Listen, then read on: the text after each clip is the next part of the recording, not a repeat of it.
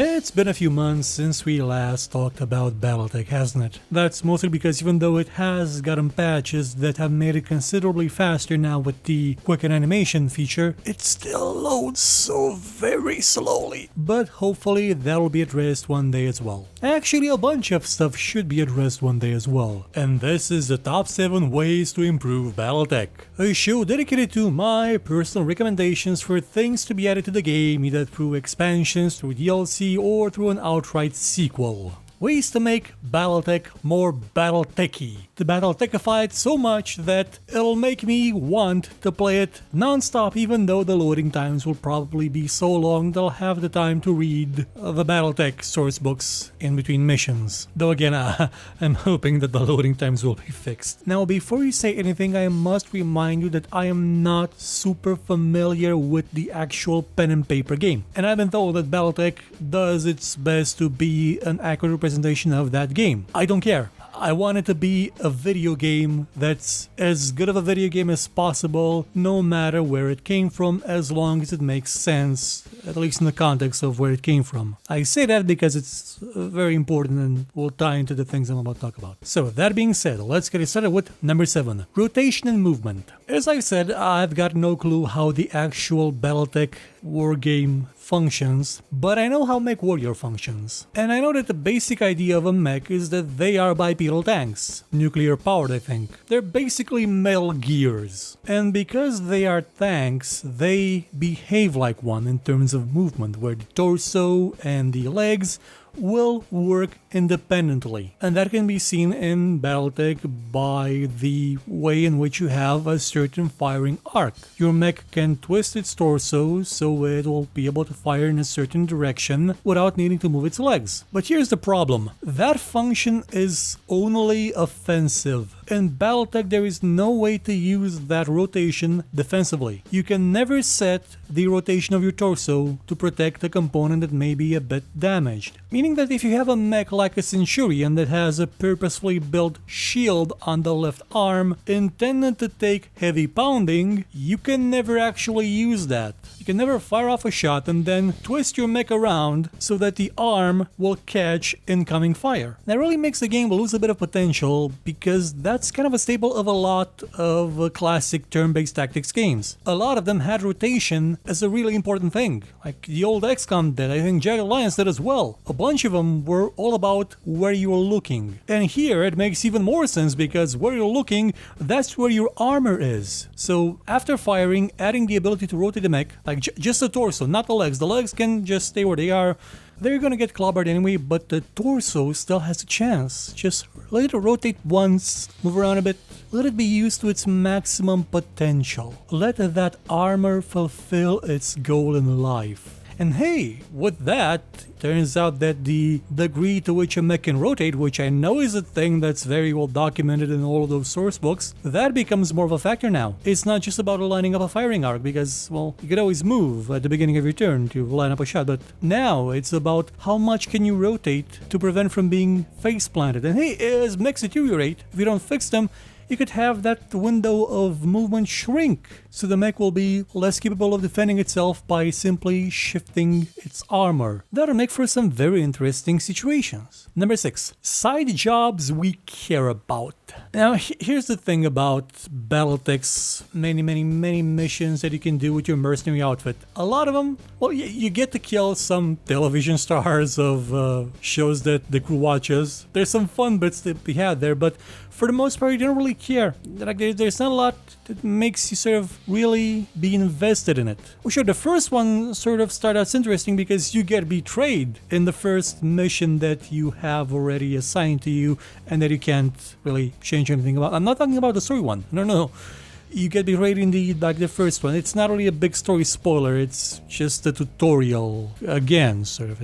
It's a mission. It's a random first mission. It's not random, but so it's the first. Anyway, there's nothing similar throughout the entire rest of the game, or at least in the 40 or so hours I've played. There's nothing really that I can call memorable about the missions, about what's happening, about any characters that show up, because really very few showed up. So just make the missions a bit more interesting. How, you may ask? Well, I have a couple of ideas. You could have chain missions, depending on what you did, and not necessarily what, but how you performed in them, they will affect the next ones. Depending on your reputation with certain factions, you may see more or less resistance in some missions. You could maybe run into opposing mercenary crews, and if you chose to blow them apart in a mission, they may be back with a vengeance in another one or help you. At that risk of being betrayed if you go to a mission that isn't certified by the board, though you were betrayed in one that was certified by the board at the beginning, so you could have them both, I guess. Have mutually exclusive objectives on the map that may affect other things down the line, either through other missions or random events you may get, or pilots you may get, or,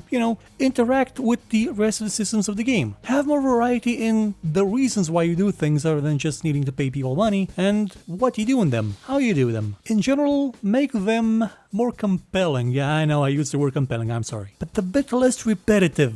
Because once you've escorted one slow-moving convoy, you sort of have your fill of that type of mission, and you kind of wish there were a few more options, like robbing the convoy yourself and blaming it on someone else. But that would mean turning pirate, turning space pirate, space mech pirate, Yar Mecha Har, one would say. Number 5, have the crew do something. Unless you've progressed in the story mission, there really is no reason to interact with your crew. Well, no, there is one character that you may need to interact with because she has upgrades for your ship, but the rest of them don't do anything, like at all. Yeah, you can talk to them, Yang has some funny jokes to say, but they're not really utilized. I mean, apart from the occasional random event where it's presumed they are there, and it'll affect some small portion, but when you talk to them directly, when you discuss with them outside random events, you can't even ask Young why we spent like 3 million C-bills in the last month on burgers or something. They're just static elements that sort of stand there and don't do much. This is kind of not great because, well, I'll give you an example. StarCraft 2. All 3 campaigns had the same kind of idea with characters in each portion of the ship that you could talk to after missions. But because every mission in StarCraft was kind of a story mission, they always had something new to say. Here, no, because you have, I think, an infinite amount of random missions you can do. So it would be insane to have them say something different, new after each one. So instead, have them be useful in different ways. Have them give bonuses depending on your relationship with them, like bonuses to the rest of the crew to the ship. Maybe you could try to keep them happy, for example, by not blowing up every mech you have in every mission. That's gonna make Yang happy, and when he's happy, maybe he doesn't take an entire day to mount a laser, a simple small laser. Maybe he works faster. Maybe outfitting a mech doesn't take a month. And hey, get the pilots involved as well, because the pilots are non-existent on the ship aside from the random event that sometimes involves them. Have them be there, like visible, like in a corner somewhere, playing cards. You can click on them and say, "Hey, what's up, people?" And they'll say, "Oh, fine, boss, thanks for noticing we're alive. We're gonna try and not shoot you in the back in the next mission. Not that we would, because there's no friendly fire. But if there were, we wouldn't." Stuff like that. It'll be fun. It'll make the entire ship more like a home. You'll actually enjoy being back there, even in spite of the interface is kind of some things are like too many clicks away still, even after the patch, but I'll get solved with time. Number 4, better maps. Map design for a game like this can be a bit difficult, I understand perfectly, but most of the maps I've seen outside of the missions, the story missions I mean, they're not all that great and kind of repeat a lot and don't really offer that much variety. I mean, not in the sense that the maps aren't different enough from one to another. That's already a given because there's not a lot of them. But I mean that the maps themselves, with what they have, don't offer a lot of variety. And take for example another mech game, MechWarrior Online. That also has a lot of maps, but it has a lot of variety in the maps. And I know there's some crosstalk between the two companies because the models, they're from MechWarrior Online. They're not redesigns. A redesign of those mechs in 3D, that would have cost a bundle. So you could take inspiration from some of those maps. You can have ice caves, you can have trenches in the ice, you can have forests, like really big forests which you can get lost, well, lost-ish. You do have some trees in the game, but well, they're barely there sometimes. A lot of the maps in Battletech sort of look like the Canyon map. There's more to it. You can have city maps, like huge sprawling city maps, not for buildings in a corner. You could have sprawling mining complexes. You could have multiple level type of affair style situations. You know, like the manifold map from MechWarrior Online with the huge walls and the bit that's under the main base and one that's over it. There's a lot more that can be done with making the maps a bit more varied and 3D, like take place in 3 dimensions, even though I know that would mean that you're gonna have to make, the bullets not really go through walls all that much and have proper line of sight, which brings us to number 3, different ways to calculate projectiles and beams and basically everything related to combat and hit chances and line of sight. Currently the game uses a system that seems to be similar in the way it functions, at least in the results it gives, to what XCOM has with the contemporary XCOM.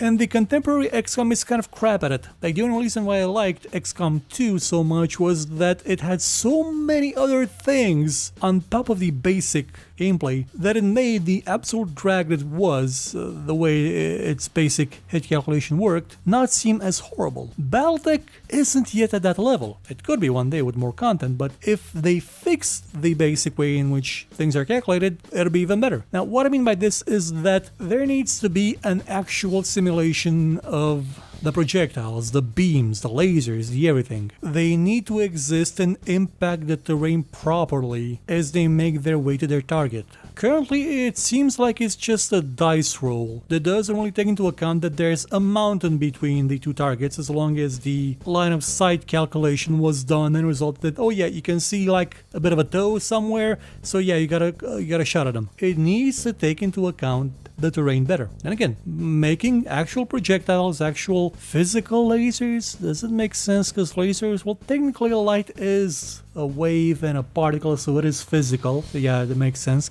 Making that physical, I know it's gonna take more compute power because you're gonna have to do a simulation, but let's kind of face it. And I know I use that phrase kind of a lot, and I use kind of like very, very often and the like as well. I should stop using such repetitive words so many times constantly. But the idea I was going to get to is that XCOM, the old one, did it with technology so bare bones, so antiquated that you couldn't even use it to make the main menu buttons of Battletech, let alone run Battletech on it. So it was possible, technologically it is possible to do so without having a super duper ultra mega costly impact on performance, but it will take a lot of development time to actually get it right, I believe. In that aspect, sorry, but yeah, it's probably not going to be easy to make, but it will be worth it. It'll make the game so much more fun, and it will make situations in which your weapons have to break the rules of physics in order to miss something like a stationary gigantic gate that's right in front of you, just because the dice roll said that the giant stationary gate in front of you had a lucky defense roll. How can it even have a defense roll? How can you fumble something like that? If the mech fell over, it would still hit the gate, but the laser somehow had to shoot at an angle that was physically impossible because the arm wasn't turned that way and the laser doesn't shoot in that direction. Now, if the laser exploded, like in a glorious display of fail, yeah, absolutely. It's like the old saying, if you're gonna screw me, take me out to dinner first. And that goes for any RNG-based hit mechanic. Number 2, more pilot abilities. Now here I'm talking about 2 main things. One is that the pilot trees are, well, they're kind of boring. I mean, they're super boring. And you can only have a limited number of abilities in that boring tree. And your pilots can max them out if you keep them alive for long enough. But why keep them alive? I mean, as time goes on, you're going to recruit better ones that may have an advantage in terms of experience that will sort of compensate for the ones you just lost, and you can also build a training machine that will train pilots so they'll have more experience just by standing still, so that one of your active pilots does die, their loss would not be all that super duper painful. But what if they had quirks themselves, like special unique things that no other pilot had? I know they have tags that should give them unique abilities, but that just gives them different starting points in the skill tree. So what the game needs is the characters to have unique individual traits. Like one of them may be a beam specialist, one of them may be an Atlas enthusiast, Steiner, and have these give them bonuses for that mech or that weapon, or but its advantage maybe even, or an advantage and a disadvantage. Like Hot-Headed will always act one phase earlier but misses more often. Puncher doesn't really like weapons, really good at punching things. And to that add a more elaborate skill tree with more abilities. Something like enhanced sensor lock that doesn't turn off once combat begins or lasts for more than one turn. I know that these may be taken from the source books from the tabletop RPG, but in video game form they're kind of boring. The standard ones are kind of boring, so more of them, more creative ones would be useful. Ones that aren't just about gain plus X% to something. Would be nice if that tree system, apart from the special abilities that you can actually use, passive and active ones, when it got from one to the other, it was more than just like a +1 or a plus X%. The plus X% ones are always so lazy, so sad, but I know you can do better. I know it. You could even have teamwork related things, where you encourage lances of different compositions of mechs so that people won't just load up with the heaviest ones they have and get to it, because why would you still have a light mech later on? You could use it as a scout, yeah, but it will get murderized the moment it sees an enemy. So there's more to be done there, more that can be done to improve the game and make it just that little bit more awesome. And the number one thing is deeper mech customization. And by this I mean really deep. You take a look at what MechWarrior Online does now with mech customization. It is so deep that I wish it was single player. The mech trees, they just sort of blow you away with their complexity at some points because you can't really decide what you want to make. I think MechWarrior Online went maybe a bit overboard with the mech trees. But if that was in a single player turn-based game, oh yeah, that would have worked. But if that wouldn't be all that great, then mech quirks. Because just like the pilots could have their own unique traits that are unique to them, the mechs could too, and I think they do have in the source books because they're in MechWarrior Online as well. Things to give them a bit more variety so that even though you're gonna have two mechs of the same type, they may not be exactly the same. Like one of them may be a bit rusty and, not have super duper perfect rotation. One of them may be modified by some insane dude that goes on about burgers and be super duper fast for some reason, but oh, it catches fire once every month. Quirks like that and make the mechs a bit more interesting. And of course, more customization of the equipment. Let us change the engines. Let us change the types of armor. I know this may require an advancement of the timeline to something. I don't care. If you're gonna make a video game, make a video game. I know some people will be, well, this isn't realistic or true to the source books. Okay, then go play the source books if you care that much about realism. Just make it a more interesting game with more equipment, with ECM, with AMS. I know that there are ER weapons in Battletech, I just haven't found them because they're tied to the story missions. And since you do have weapons that give bonuses, are flat out better than previous weapons you would have found in the game, add some of them that do give bonuses but also have disadvantages. Because having weapons that are just flat out better than their versions from earlier in the game, that's just power creep for no reason. Yay, this gives plus 15 damage and plus 5 stability damage. It makes the previous version of itself completely pointless. But if it gave plus 15 damage and every 5th shot jammed, well, that's not a flat out advantage anymore. That's a risk.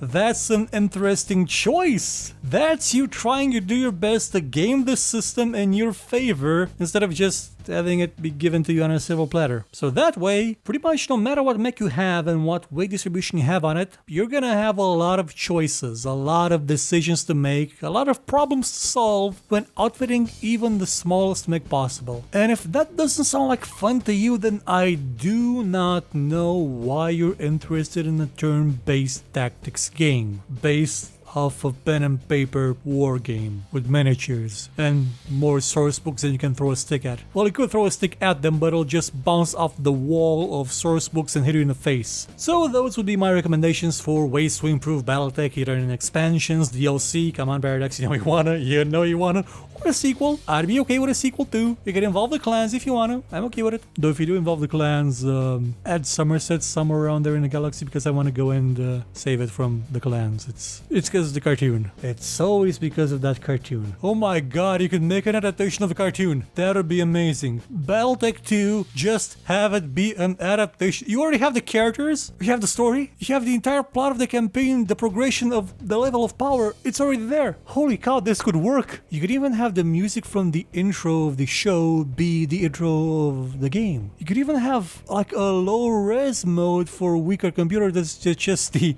3D visualization from the TV show. That looked so amazing back in 1994 or 5. Well, to be fair, I just got a color TV, so it looked amazing anyway. Well, that's it for all the recommendations. If you have your own, make sure to mention them in the comments. See you again soon. Goodbye.